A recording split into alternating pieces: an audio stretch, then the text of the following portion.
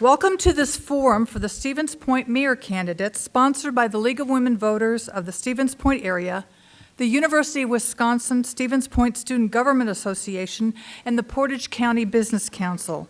My name is Sue Buck. I am a member of the League of Women Voters of the Stevens Point area, and I will serve as moderator for this event. The League of Women Voters is a political but nonpartisan organization. The League's primary purpose is to encourage voting by registering voters, providing voter information, and advocating for voting rights. Tonight's event is part of providing voter information through candidates sharing their views of issues of concern to Stevens Point residents. The co-sponsors of this forum, the UW Stevens Point Student Government Association and the Portage County Business Council, are also nonpartisan organizations with no endorsement of candidates or political parties. Their interest is in helping local citizens to be more informed voters. Historically, part of the Menominee homelands, a 3-mile strip along the Wisconsin River, was ceded to the United States in an 1836 treaty. Stevens Point, first established as an unincorporated village in 1847. In 1858, the area became known as the City of Stevens Point. The population of Stevens Point is estimated at 25,692 in 2021. It covers 18.5 square miles. The 2022 budget for the city of Stevens Point was $18,696,039. There are 4 active TIF, tax incremental finance districts, in the city of Stevens Point. Stevens Point has a mayor and city council form of government. There are 11 aldermanic districts representing 33 wards. The mayor is elected to serve a 4-year term. The council meets on the 3rd Monday evening of every month. The Stevens Point mayor is compensated at an annual rate of $77,312 according to the 2023 city budget. There are 2 candidates on the ballot for the seat of Stevens Point mayor. The candidates are Melissa Johnson and Mike Wiesa. To provide the most time to hear from the candidates and to provide a fair and equal opportunity to answer questions important to you and this community, I will review the format, time, and terms for this forum. This has also been reviewed with the candidates. Each candidate will first have 1.5 minutes to introduce themselves and make an opening statement. They will have 1.5 minutes to respond to questions, and they will also have 1.5 minutes to make a closing statement. And I will repeat the question if requested. Candidates will respond first to some questions submitted by the League, students of the UWSP Student Government Association, and the Portage County Business Council, and then questions from the audience. Questions from the audience must be addressed to all the candidates. If you want to submit a question, please motion to one of the ushers for index cards and pencils, and they're on the sides over here. So if you want an index card and pencil, let them know. The League reserves the right to review and screen questions for relevance and to avoid duplication. The timers are located in front of the candidates' tables. A green folder will be held up when the time starts. A yellow folder indicates 30 seconds remain, and a red folder means the time has expired. Candidates may finish their sentence and then please stop so the next candidate may begin the response. Candidates are asked to keep their remarks germane to the questions and fair to the participants. Audience members are requested to respect the candidates' time and responses. They are also asked to turn off their sound-making devices. The moderator reserves the right to interrupt to ensure that these ground rules are observed. The order of response to each question will be rotated. We will alternate which candidate answers the question first. The order of the opening and closing statements will be chosen by random drawing of the candidates' names. As I've already stated, participating in tonight's forum are Mike Wiesa and Melissa Johnson, and we will now begin with a 1.5 minute opening statement from each candidate. And we have a real high-tech way of making that determination. And the first will be Mike Wiesa. Thank you. Thank you to the League, Student Government Association, Portage County Business Council, and everyone here for providing us this opportunity. I'm Mike Wiesa, current mayor of the city of Stevens Point. I was elected in 2015 after serving as alderman for District 4 since 2004 and a county board supervisor since 2015. Currently serve on the League of Wisconsin Municipalities Board of Directors, the Board of Directors for the Portage County Business Council, Stevens Point Cooperative, and a host of other things, including the Convention and Visitors Bureau. I'm married to a wonderfully supportive woman, Chris, and we have one daughter, Madison. And since becoming mayor, we've worked hard to make sure that Stevens Point is welcoming to and supportive of everyone, and it's working. Since taking office, we've seen above average growth, even setting records in 2021. We've also seen record-setting tourism for several years, and I know this is a direct result of some of the things we've done. Showcasing all the great things about our community has attracted new visitors, residents, and businesses. We have more murals, live music, creative spaces than we've ever had. We've reduced our carbon footprint and paved the way for others to do so. We've made access to your government easier with TV, radio, social media, and more. We want to keep that momentum going and moving point forward. Thank you. And Melissa Johnson. Good evening, everyone. My name is Melissa Johnson, and I would like to be your next mayor. Let me start by saying that I love Stevens Point. I grew up in this area. It's home.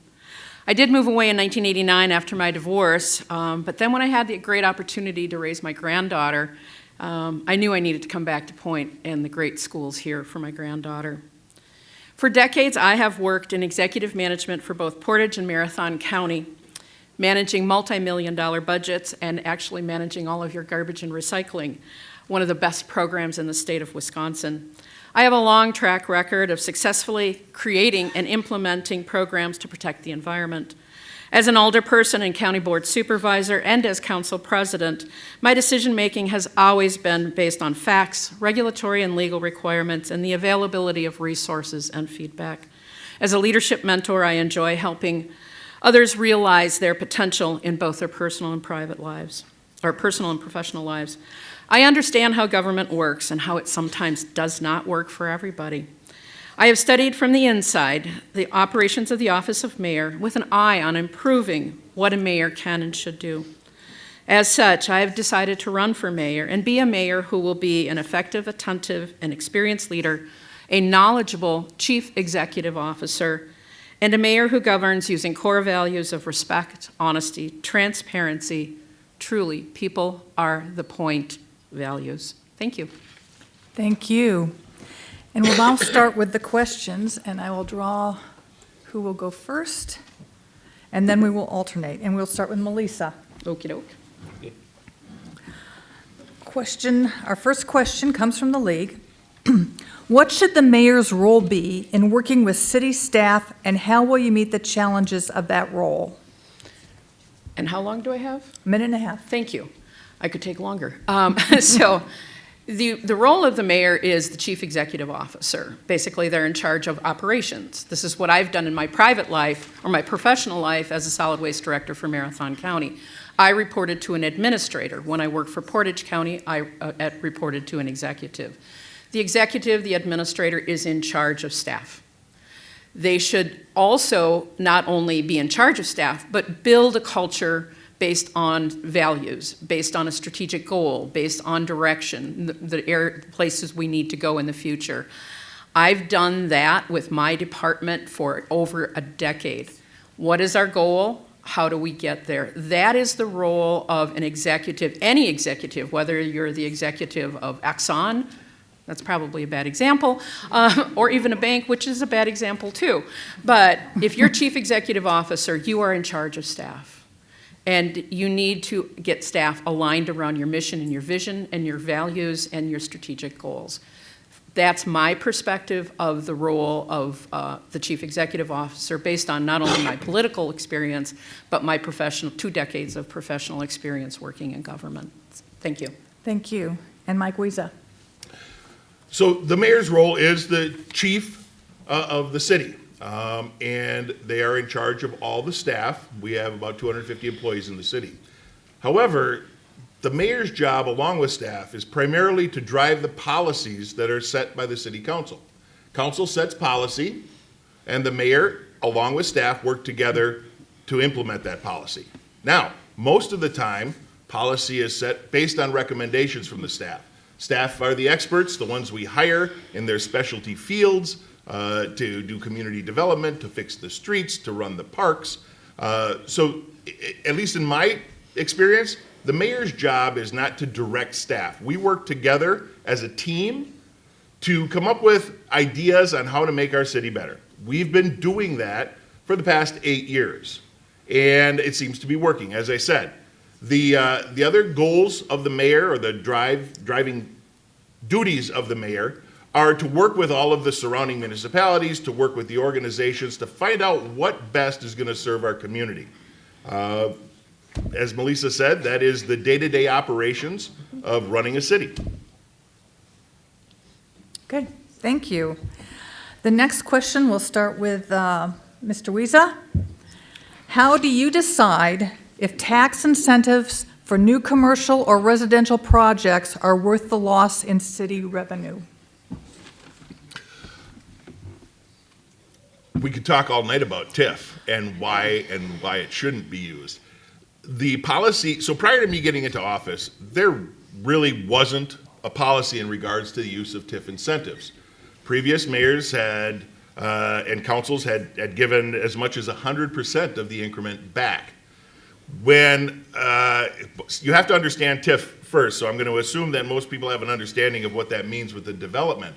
But what we do is each TIF, when it's created, working with the county, the school district, and Midstate, those taxing entities, we create the TIF district with certain goals in mind. Now, they may be different. Some may be residential development, some may be redevelopment, some may be greenfield development. But each of those TIFs have a goal. And as long as the development ties into that goal, we're able to offer that incentive.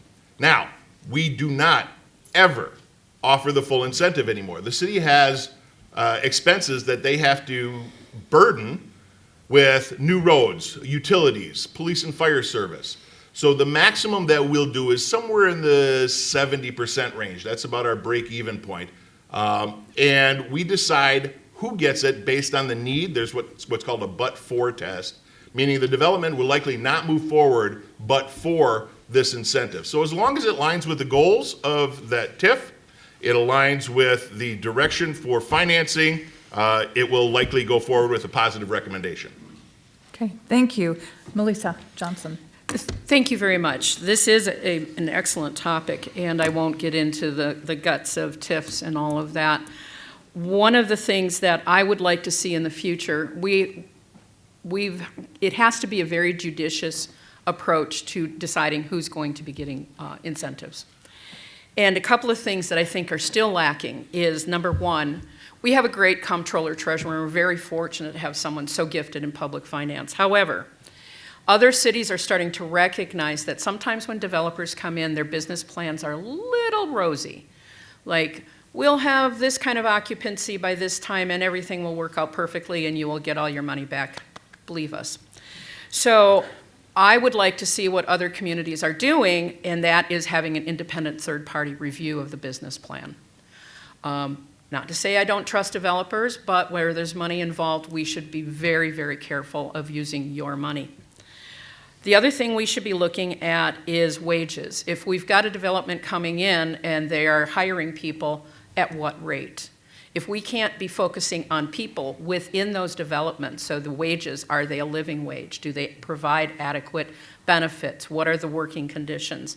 Those are the kind of things that I think we need to focus on in the future before we're handing out development dollars. And lastly, wouldn't it be wonderful if we could start focusing on hiring local contractors and local developers to actually help build our city? So thank you. Thank you. And our next question, we'll start with Melissa Johnson. Okey-doke. Portage County is once again looking at moving county facilities from downtown to a yet-to-be-determined site. From the city's perspective, what would the effect be of moving the Justice Center out of downtown? So I think from the city's perspective, we've been very clear. The focus on having a robust downtown is critically important. We just approved a business improvement district for our downtown. If we start moving out one of the critical employers of our downtown, what will that do? So from a business perspective in our downtown vitality, and of course, all of those lawyers and the title companies and all of those ancillary businesses that are associated with it are very much tied to that facility. From a city perspective, again, my obligation as council president, I've been council president for 7 years, is to all of you, is to make sure that we are protecting the best interest of the county. The other, thing that's also very important in keeping it downtown is we've got an existing infrastructure. Why should all of you pay for a new infrastructure in a remote site? So sewer, water, curb, gutter, road. That would all fall on the back of Stevens Point residents. Finally, thinking about a facility downtown and the people that are most at risk. We have a great bus service. It doesn't operate all the time. It doesn't go out to East Park Commerce Center. Let's say they go out there on the weekends, like Sunday afternoon. If someone is disabled, someone only gets around with bicycle or walks, they will then be disenfranchised from the very facility that they need to use. Thank you. Thank you. Mike Wiese. It's pretty easy. Ditto. Well, that's what it is, and I mean... We're aligned on this. We're aligned on a bunch of things, but with the facility being downtown, I can tell you that right now the county and the city share their building, and every single day someone comes into the building and says, hey, where do I go? Or they have that look on their face, so I ask, where do you need to go? And they say, I need to go to the courtroom. Okay, well, is it municipal court, circuit court, drug court, veterans court, child court? And they're all in the same building, so it's easy to give them an answer. But when they come down, and I have to say, well, you got to drive 4 or 5 miles out of town, take a left at the Pine Tree, and good luck with that, that is not conducive to good customer service. And that's what we do. We're customer service oriented. Having the facility downtown is critical to not only the survival of downtown, but the community as a whole. As Melissa said, the people that use that facility are generally some of the most at-risk people.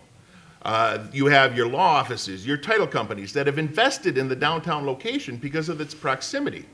If you're going to move that out of town, we have to put in new infrastructure. You are very likely taking the tax roll of that property off of someone's taxes, whether it's a town of Hull or the city, and now you're making people have to figure out where they need to be. Which building do I need to be at? It is just not conducive to good customer service.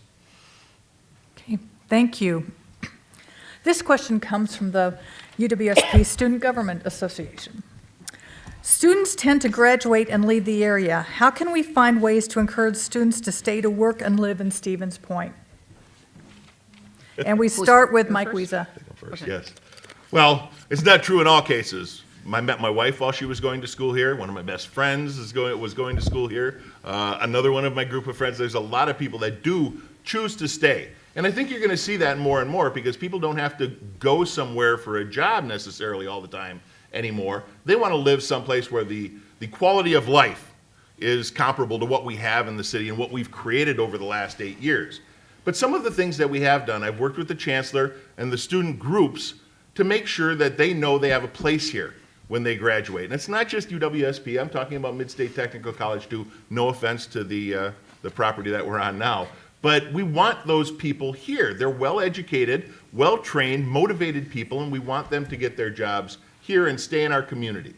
Working with the chancellor, we have done things like I've written letters to some of the students as they're facing graduation, letting them know in certain categories or certain majors that they have what some of the businesses are in the city and in the area that they can apply for. We've attended job fairs and making it very welcoming. We don't want people to leave. We want them to stay here and we want them to succeed here, and I think we're making that happen. Okay, thank you. Melissa Johnson. Thank you. I've been adjunct faculty at this university in the waste management program, as you might expect, and I've spent a lot of time talking with students. I still mentor in the program and occasionally guest lecture in a number of other majors. And what I find is that the one thing we fail to do is ask students what it would take to get them to stay here. We're making assumptions. I always hear, the next generation needs this. Young professionals want this, and have we asked them? I would love to see, I don't care what we call it, the Next Generation Committee, the Student Advisory to the City Committee. I would love to hear from the students rather than us telling them what a great city it is. We know, we've lived here. They're experiencing it kind of in this capsule called UWSP or at Midstate or whatever. I would love to engage the students more robustly and meaningfully so that we can learn from them. In my experience, I have learned more from students than I have ever learned from anyone else. The other thing I would love to do is to create these neighborhood hubs, very much like People of the Point are the Point strategic plans, but very focused on the students. So those communities or those neighborhoods where students are living, I would like to create greater connectedness between the neighbors and the students because that reduces challenges like 2 o'clock in the morning, you're having a party and now I'm gonna call the cops. But rather, if we can integrate them into our community and make them feel that they belong here, they may stay. Thank you. Our next question, we'll start with Melissa Johnson. Housing insecurity and the unhoused are growing issues in Stevens Point. What are the causes and potential solutions to these problems? What is the city's role in addressing these issues? We could be here all night talking about the reasons that people are unhoused or face housing insecurity. I've actually faced housing insecurity in my life. I raised my kids in poverty because I was a high school dropout. Never knew if I'd have a roof over my kids' head. It's a scary place to be. Here's one thing I don't think people realize. If you have a felony record, even if it was 5 years ago and you've been doing well, let's say 5 drunk drivings, that's a felony record, a felony offense. You may not get housing. You could be working, you could have a family, you could have a clean record since then. You will not find housing. Many landlords, most, and again, they're following a criteria, will not allow renting to a felon. Of course, the cost of housing is incredibly high, commensurate with our wages, so we need to look at trying to balance that out.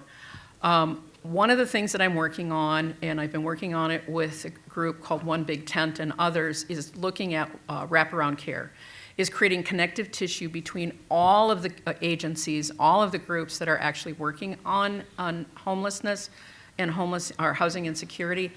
Creating that connectivity means that we're reducing inefficiency and we're increasing the amount of money available to help our neighbors in crisis to move them to greater security.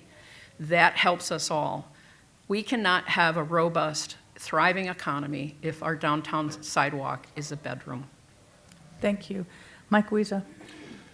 Causes, we could have a whole separate conference just on the causes. It could be any number of things. It could be poor credit history. It could be just the fact that you don't know how to be a responsible tenant.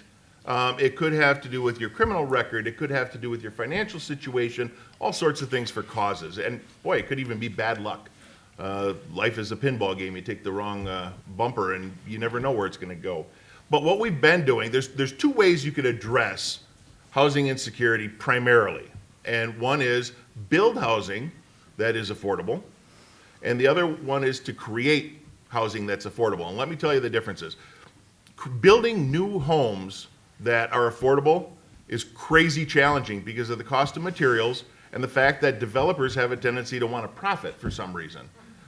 We've tried working with tiny home developers and given them opportunities to say, listen, let's make this work.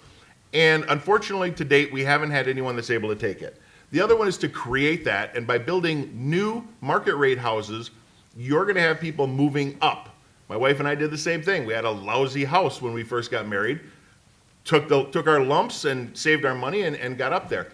And then programs that will help people get into housing, like our rental conversion program, facade improvement grants that we have created in the city, are going to help those first-time home buyers also move in. So there are a variety of solutions that we're trying, and hopefully we're going to see some solutions soon. Thank you. We are now going to start with questions from the audience. Here's this one. We'll start with Mike Wiesa. Both of you have very similar backgrounds. You both have served on the city council and county board. What sets you apart from the other candidate for mayor? I think the easiest way to address that is look at my record. I don't know how many people in here remember what it was like 8, 9, 10 years ago, but we have come a very long way. One of the first things that I instituted when I became mayor was a philosophy at City Hall where we're trying to get to yes. Not for crazy stuff, but when people have issues or ideas, when I was an alderman, the first thing that city staff had said was, well, we can't do it because we did this, we tried that 20 years ago, or it's not going to work because of this. I don't ever hear that at City Hall anymore. We've created an environment that fosters those ideas, trying new things. And you've seen this. We have the second Pride crosswalk in the entire state. We would have had the first, but Mother Nature didn't cooperate. We're able to openly celebrate with our Pride festivals, our Juneteenth celebrations, the creative culture that we've established with murals and live music, making those ideas come to fruition. I don't have the good ideas, but my job is to get people and things out of the way so those good ideas can become reality. And I think my record for the last 8 years speaks to that, almost screams to that, if you look at all the things that we've accomplished. Okay. I didn't know if you were ready.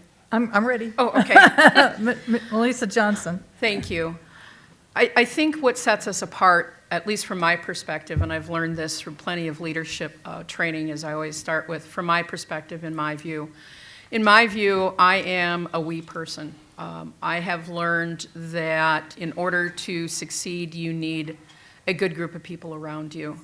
I believe that you hire for strengths and intelligence and capabilities to create a positive work culture, and you will have the kind of results that you want, positive results.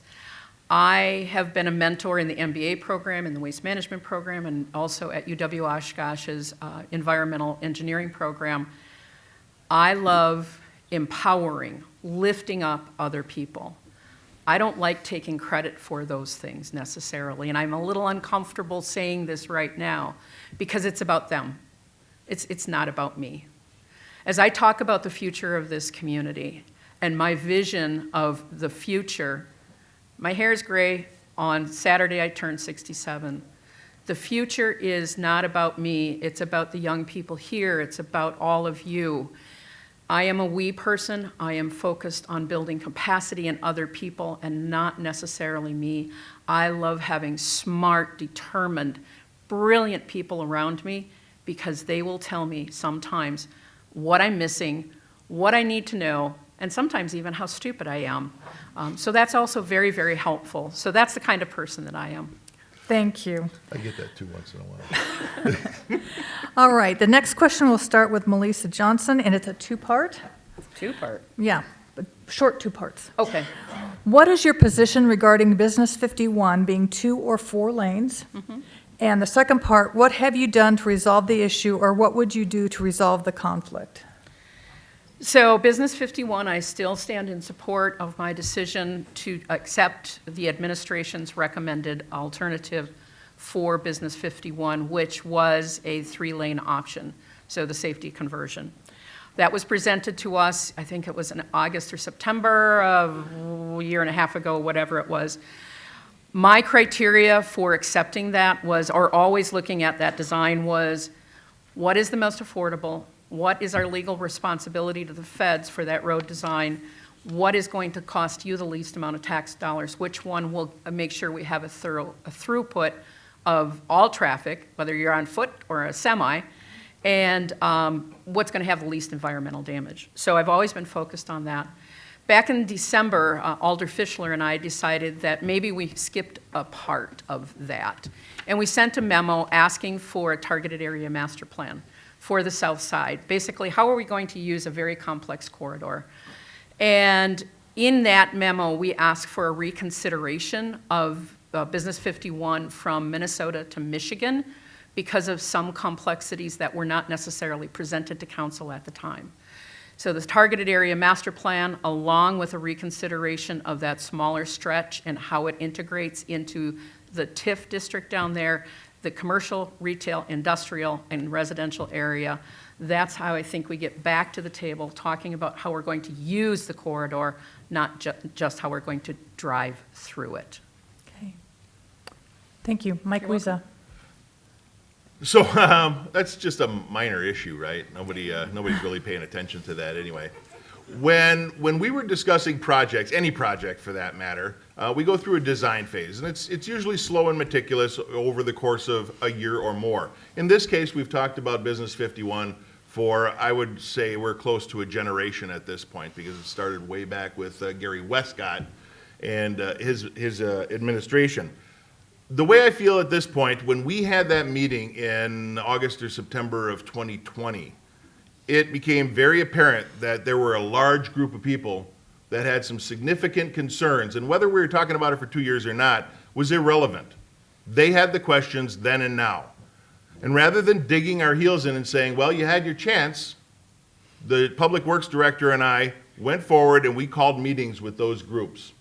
Individual meetings that we had with the engineering firm to try and find solutions. We made some progress. But ultimately, to answer the question fully, my recommendation would be to keep the business sections in the north and south area 4-lane, requires little modification. We speed too much down that road, all of us. And that center section that's predominantly residential can go down to 3 lanes, forcing the traffic to go a little bit slower, especially in those residential areas where they're walking. The roundabout at 4th Avenue with 600 people crossing that intersection every day, I am opposed to that. Okay, thank you. We continue with questions from the audience. And we will start with Mike Wiesa. What would you do to make Stevens Point more diverse and equitable? Keep doing what we've been doing. I think that's the easiest answer.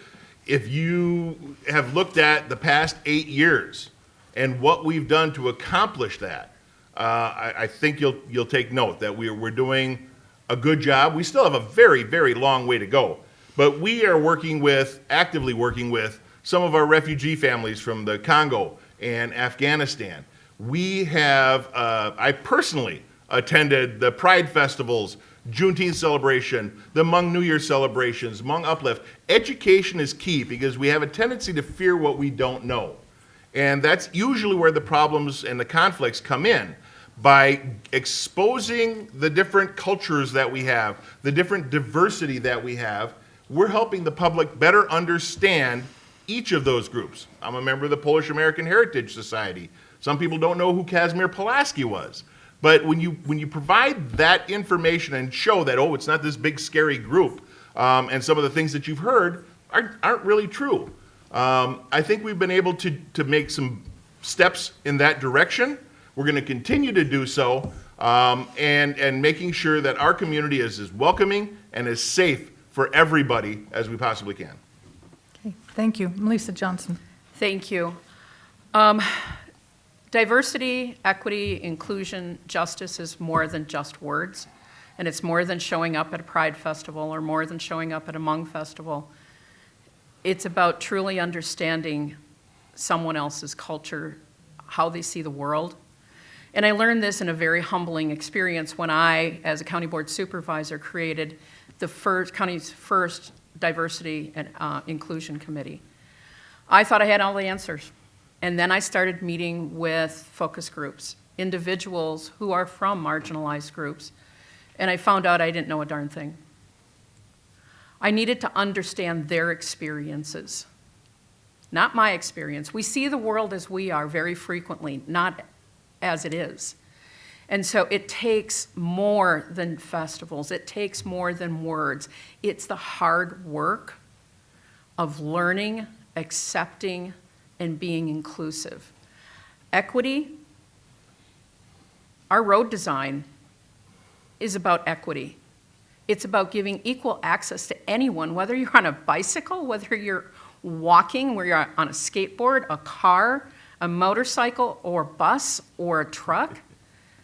If you don't have access to the very thing that can get you to where you need to be, we've missed the boat on equity. These are buzzwords, and they need to be more than buzzwords, and we need to truly find out what is needed from those who are actually marginalized. Thank you. Our next question, and we'll start with Melissa Johnson. Okay. Parking is an issue around campus as we have limited parking space. Why did both of you support taking away hundreds of parking spots around UWSP? I have to think back to that, but, so, street parking was free, which then was a great opportunity for students. I went to college at UW Green Bay, 1996, 2000. That's a remote campus, there's no street parking, you gotta pay. You gotta pay to be in a parking lot unless you're gonna park downtown and then take a bus out to the campus. So in many ways, the campus charges for parking because they need to pay for their infrastructure. In the same vein, the city needs to pay for its infrastructure. And if the university was asking for money, then we looked at saying, we also need money to pay for this infrastructure. Now, the rate at which we're charging was less than what the university was charging in their parking lots. So that was the rationale that I used. It was a part of making sure that we have money to pay for the infrastructure. And I know it was uncomfortable for some because they had free parking. But we still have free parking, you just have to walk farther. You could park down by my house, you can have all the free parking that you want, and people do. It's good exercise, but that was the rationale. Thank you. Thank you. Mike Wiese. Can you repeat that again? Because I think I missed a key word. Okay, I'm more than happy to. Parking is an issue around campus as we have limited parking space. Why did both of you support taking away hundreds of parking spots around UWSP? Okay, and that's what I thought I heard, but I think what it meant maybe, and I don't want to put words in the writer's mouth, but I think it means that free parking. Because we didn't take away hundreds of spots. Good point. What we did was looking out for the taxpayer money, we put those premium spots on as paid. There were a few spots that we took out because of resident complaints. I know in front of Cindy Nable's house, there's a whole no parking zone. But really, that's what it is. We have infrastructure to pay for. A simple parking spot on a surface is about $2,500 a year. If you think about all of the things that have to go into it, the restriping, the cost of the pavement, the cost of clearing and sweeping that pavement, and the cost of maintaining emergency services to make sure that people are using that piece of pavement as we intended. City taxpayers are already doing that. All of the homeowners and property owners within the city are already paying for that. The visitors that come here, who use our infrastructure and who use our roads, as well as the students who do live here, use that infrastructure. So my logic was sharing the burden of that infrastructure. So we have enough money to pay for those roads and parking spots when they need to be replaced. This is a method that allows everybody to contribute to the maintenance of those spots. Okay, thank you. Based on our time, we're getting close to the end of the forum, so we have one last question for our two candidates, and we will start with Mike Wiese on this one. What is an example of sustainable economic growth that you envision for Stevens Point? Oh, okay. The sustainable economic growth is something that we've been doing. And when we say urban sprawl, we think anything that's built on the edge of the city is sprawl. That is not true. In some cases it is, but in some cases it's just standard good growth. We have turned down businesses and developers that want to come to our community and put up an aluminum smelting factory. That's not really conducive to what we have here in the city and what we want. So we do get to pick and choose in some cases, or more importantly, we get to solicit or court the types of developments that we want in our city that are going to be helpful to what we envision. The sustainability of our growth, we could, and we've talked about incentivizing developers who put in solar. We already do it with bike parking. We require bicycles, in some cases covered bicycles, but we have looked at and haven't yet implemented the incentives that the city gives, tying them to sustainability initiatives, whatever that happens to be. We already offer, if you put in a rain garden or a gutter system to keep that runoff, we give you a discount on your water bill. We started the Soul Smart. We have a Soul Smart Gold rating. streamlining the solar installations for both residential and commercial, among other things, and my time is up, so we'll just shut up. Thank you. And Melissa Johnson. Thank you. I want to take the words apart a little bit. Sustainable economic growth. To me, it starts with, if we're looking at growing economically, we need to grow a living wage for the people who live here. We can't sustain a community if, I'm looking at Kathy Dugan there, my dear friend, if half of the people in our community live in poverty. So that's a fact. The Alice report will tell us that half of the people in our community live at risk. They are asset limited. So sustainable economic growth starts with making sure we're making wise decisions on how we grow. If we're welcoming in large industry, it gets back to the TIF idea. How much are you paying your people? What kind of benefits do they have? We cannot have robust, sustainable economic development if we have that many people living in poverty. The other part is sustaining our infrastructure. The biggest bang for the buck, the biggest per acre, the value of tax dollars per acre in this community is right here in this district.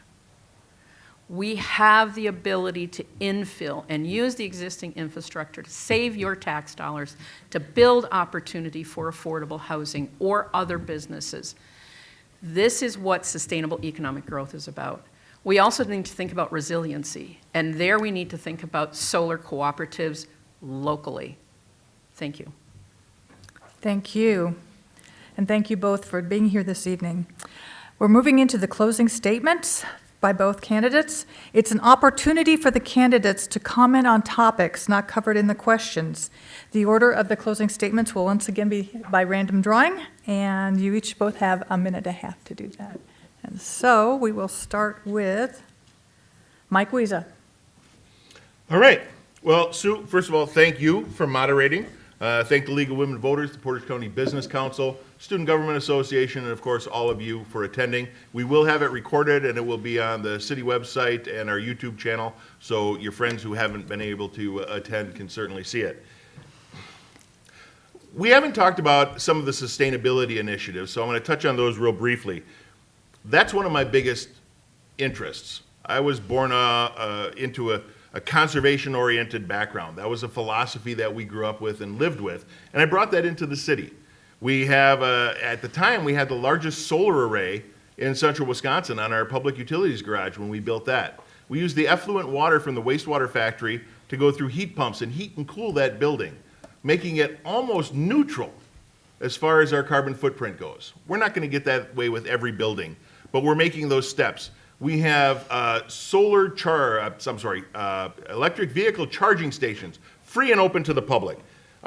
We have our first hybrid police vehicle just came online. We just won an award for our solid waste biosolids initiatives. I don't have all of the answers, and I never claim to, but I know that we together can come up with some awful good ideas to try. And as I said earlier, my job, for the most part, is taking good ideas that people have and helping them make sure that they come to fruition and to make our community, again, safe and welcoming for everyone. Thank you. And Melissa Johnson. Thank you, everyone.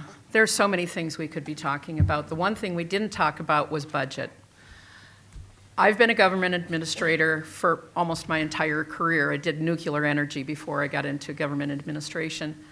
I love working on a budget.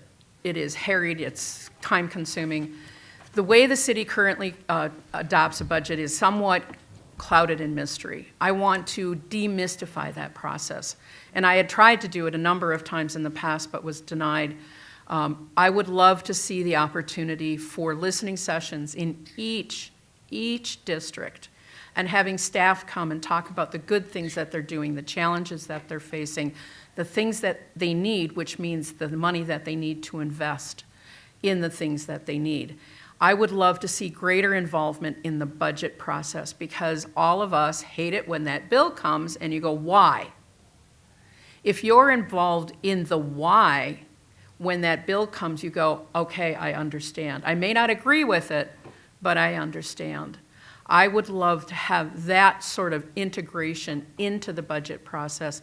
It is the biggest policy document any legislative body will pass. And we do it in a little bit of a mysterious vacuum. I want to demystify it and make it fun. I know it sounds weird, but it's kind of like urban planning. You know, urban planning is fun too. I love that. But I love the budget process, and I would love to make it fun for all of you. Thank you. Thank you. Thank you to the candidates for their time and energy they have invested in running to serve as mayor of Stevens Point and for participating in this forum. Feel free to stay to talk with constituents out in the lobby afterwards. Please do that. On the April 4th ballot, Portage County voters will also be voting for several other offices, including Justice of the Wisconsin Supreme Court, the Wisconsin Court of Appeals District 4, Wisconsin Circuit Court Branch 1, Stevens Point Area School District Board, Plover Village Board Ward 2 Trustee, Plover Village Board President, and Stevens Point Alderpersons. Also on the ballot are 3 statewide ballot measures. One is to authorize the state legislature to define serious harm in relation to the conditions a judge imposes on an accused person released before conviction. A second authorizes judges to impose cash bail on an accused person of a violent crime based on circumstances like the need to protect the community from serious harm and the probability the accused will not appear in court. The third advises the state legislature to require able-bodied childless adults to look for work in order to receive taxpayer-funded welfare benefits. Stevens Point voters will also see 2 road referendums on the ballot totaling $4.2 million for routine maintenance projects. The League of Women Voters of Wisconsin has a candidate guide for the Wisconsin Supreme Court election, which may be found at vote411.org, and also myvote.wi.gov also provides information about the April 4 elections and the voting process. This concludes the forum for the Stevens Point mayor candidates. Again, thank you, candidates.